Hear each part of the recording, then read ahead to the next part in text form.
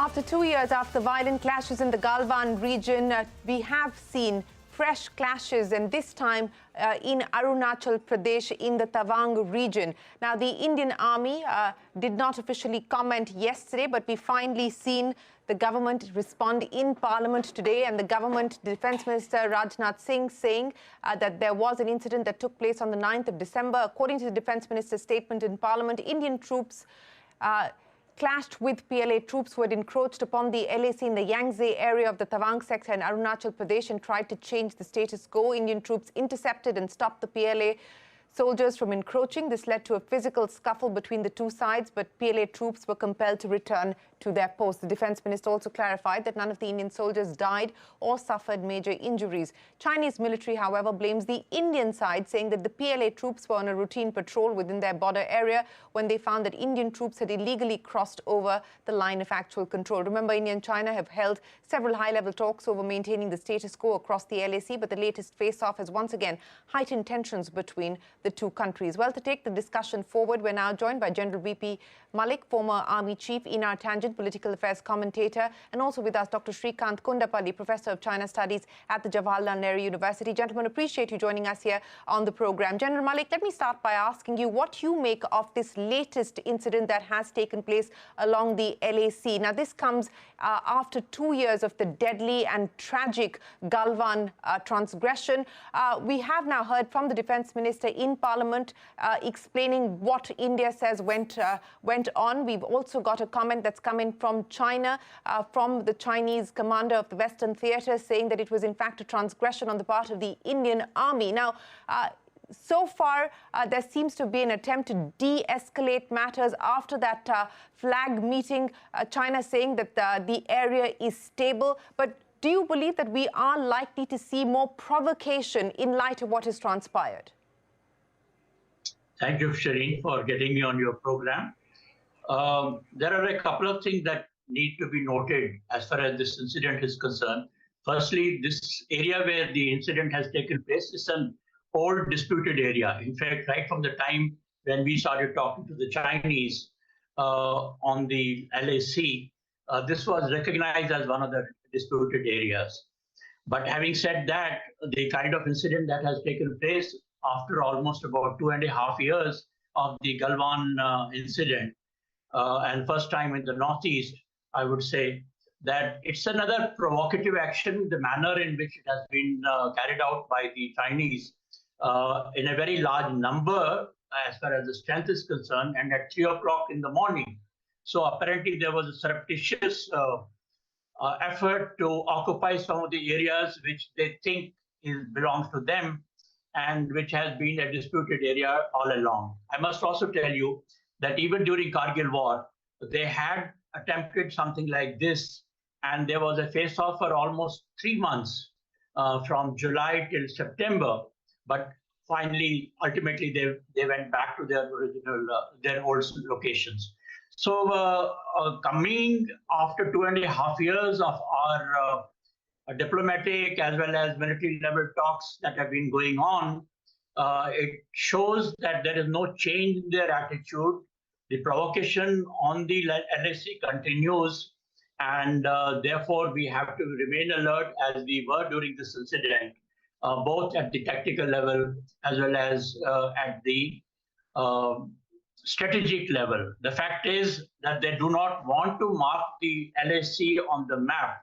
And unless you mark the LAC on the map, this kind of incidents can always take place, not only in the old disputed areas, but elsewhere also. Yeah.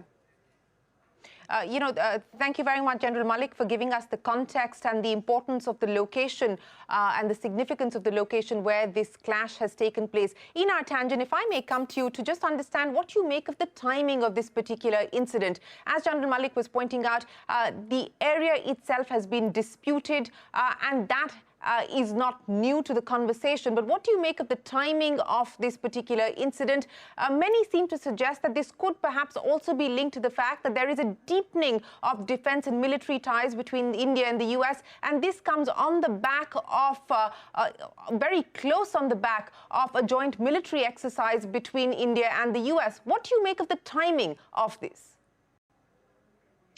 Well, Shireen, I don't really make much of the timing. I mean, China is currently preoccupied with opening up.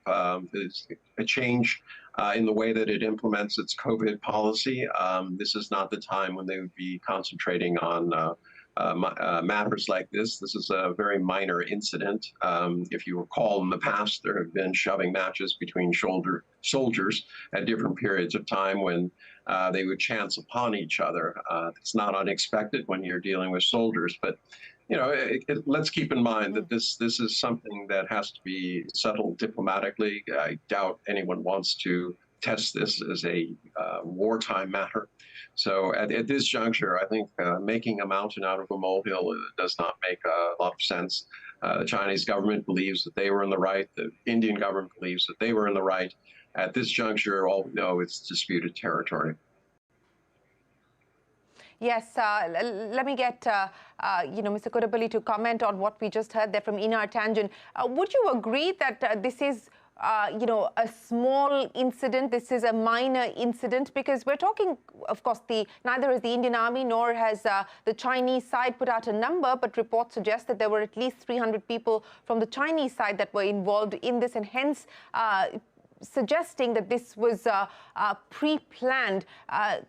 Professor Kodapalli, what do you make of this incident, the further provocation from the Chinese side, and to Mr. Tanjun's point that, look, China's preoccupied with what is happening on the COVID front. It's trying to reopen its economy. It's got unrest domestically as well, that this is really not a front that the Chinese would like to reopen at this point in time? Well, the civilian side is focused on the COVID-19 related aspects, but the military is fanning out on Taiwan, South China Sea, India-China borders. We have seen soon after Nancy Pelosi's visit, there were 6 areas targeted in Taiwan, and currently in South China Sea, there is a 3,200 acres of built-up area.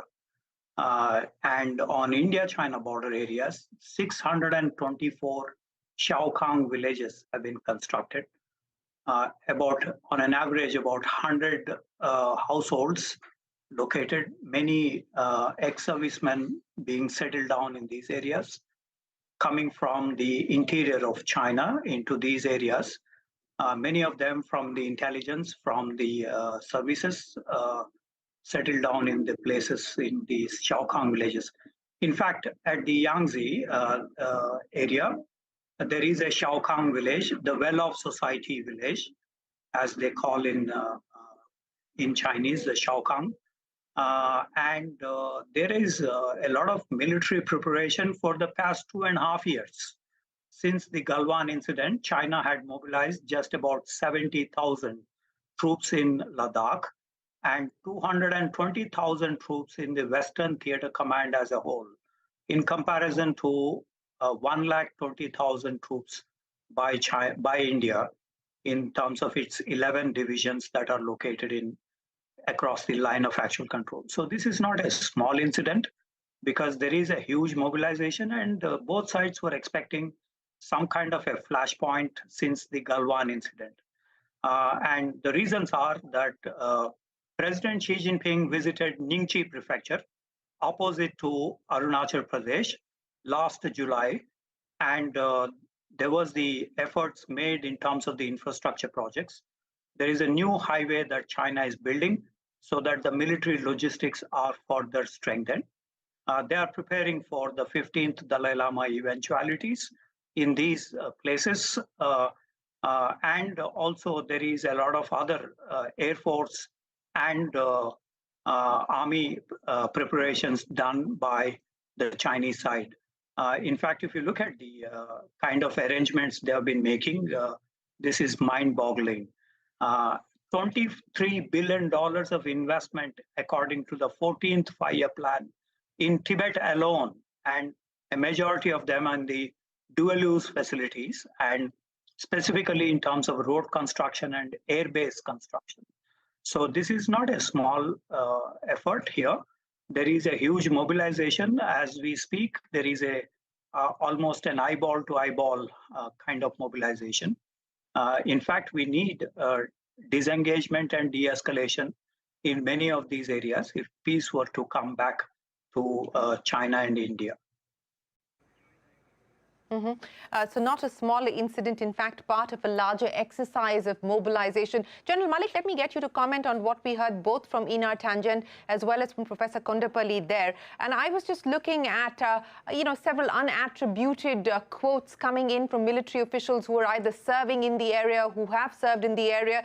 The Indian Express quoting one such official saying that the Chinese perpetually control the escalating ladder and choose a place as they feel is appropriate. And I want to link this back to the comment that you made. You don't believe that this is going to be an isolated provocation. You anticipate or expect that there will be a further build-up of such transgressions, of such incidents.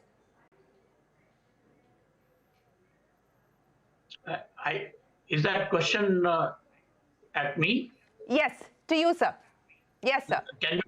Can you please repeat that question? I'm sorry, I lost your voice. No, General Malik, I was asking you what we heard there from both Professor Kondapalli as well as Inar Tangent. Mr. Tangent suggests that China is preoccupied with larger issues at this point in time, and this is perhaps too small of an incident to focus on. But Professor Kondapalli, setting the context in what is a larger exercise of mobilization in this region. Now, you also said that you anticipate this is not going to be an isolated provocation. You expect more, and many reports are suggesting that military officials either serving on ground or who have served in the area anticipate the very same and believe that it is going to be China that will go up the escalation ladder. What is it that you expect from here on? Shireen, firstly, I think Mr. Kondapalli has given a very good background of what is going on behind the line of actual control for the last so many years now. And the kind of population which has been settled, new villages have been made, the new infrastructure has come. So as a result of that, we have also been reacting both in trying to create better infrastructure in those areas, and the strength of the army has also gone up along the line of actual control. But what is surprising is the kind of incident which has taken place. It may be a minor incident, and it has been de-escalated within 48 hours after the commanders met each other. But the fact is that it was a well-planned incident, and obviously it was a provocation to create an incident of this nature, which has been noticed by the public in India and by the parliamentarians in India. And since looking at the trend that we have seen of the kind of talks that have taken place, and the kind of, it seems that there is no change in the attitude of the Chinese PLA or their political officials. And this is obviously not being done only at the level of military commander on the spot. I'm sure they had some backing of the political leadership at the back. So looking at the situation, the fact is that the Chinese do not wish to mark the LAC on the ground, and they are claiming not only this area but also the whole of Arunachal Pradesh. That is why I said that I don't see any de-escalation taking place on the LAC, or disengagement also taking place. There has not been much effort on the disengagement after some initial action that took place in eastern Ladakh. And of course, Arunachal Arunachal has now come into the play as far as de-escalation, disengagement is concerned.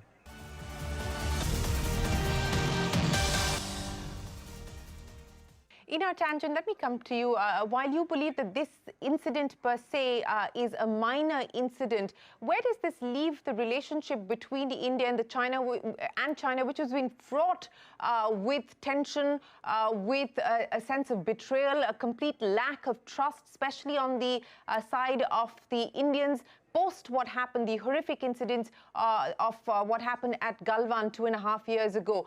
Now, it's also a fact that at this point in time, India has taken over the G20 presidency. In fact, meetings are currently underway in India, and which is why I ask you what you make of the timing of this particular incident, and if you believe that this is going to make matters worse between the two nations. Well, it's certainly not going to improve them. At this juncture, the biggest hole I can find with the arguments put forward by my learned colleagues is that, quite frankly, there's no strategic value for China in trying to pursue something like this at this time. As I said, they're very concerned about the issue with the United States. They're concerned about Taiwan.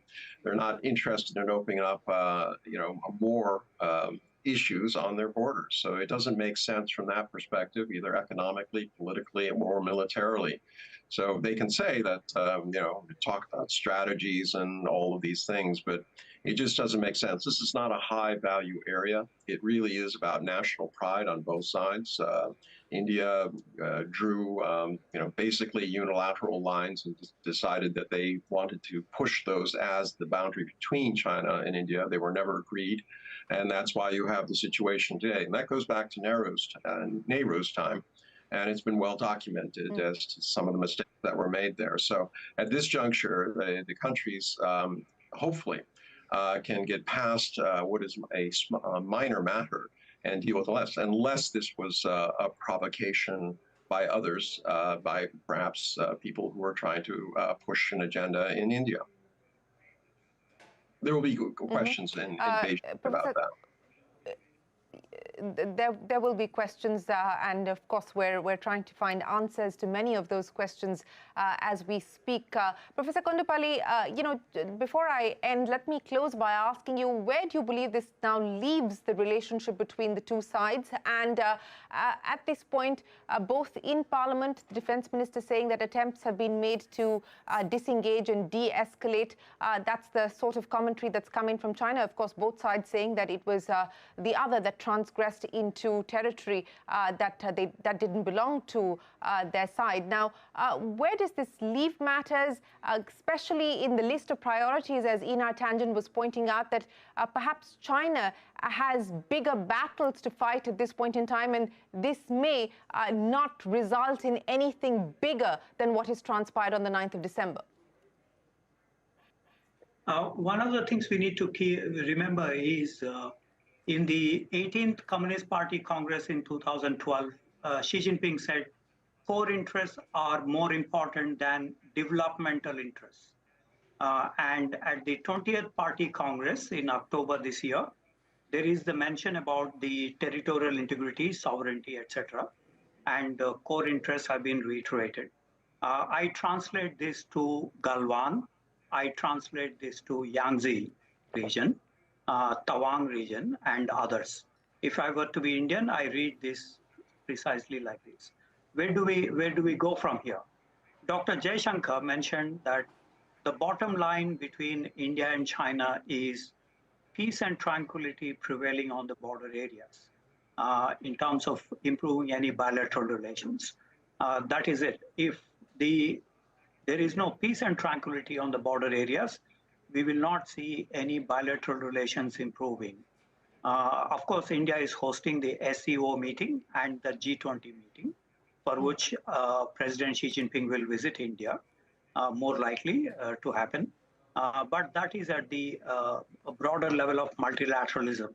When it comes to the bilateral relations, peace and tranquility is the basis. And so the Indian side is pretty strong in the eastern sector. They have had issues in the western sector during the Galwan, but even that is now fixed. So it appears that there is no way now for China to occupy territories and increase the pressure on India. Chinese demands have also increased, for example, on the United States and others. In other words, the Chinese commentators have been mentioning that India should disassociate with the United States. And this is not acceptable to India in terms of vetoing the Indian foreign policy postures. So we are actually in armed coexistence between the two. Mao Zedong mentioned in '62 about the armed coexistence that is still prevailing in the India-China border areas. Well, I think that is the perfect note to end this conversation on an armed coexistence. That currently is the status between India and China.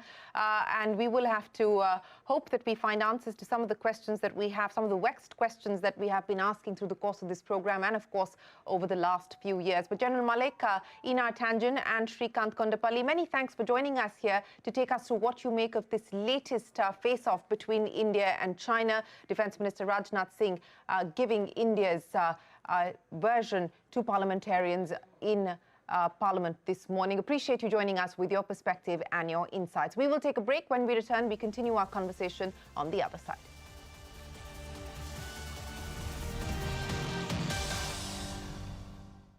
Powered by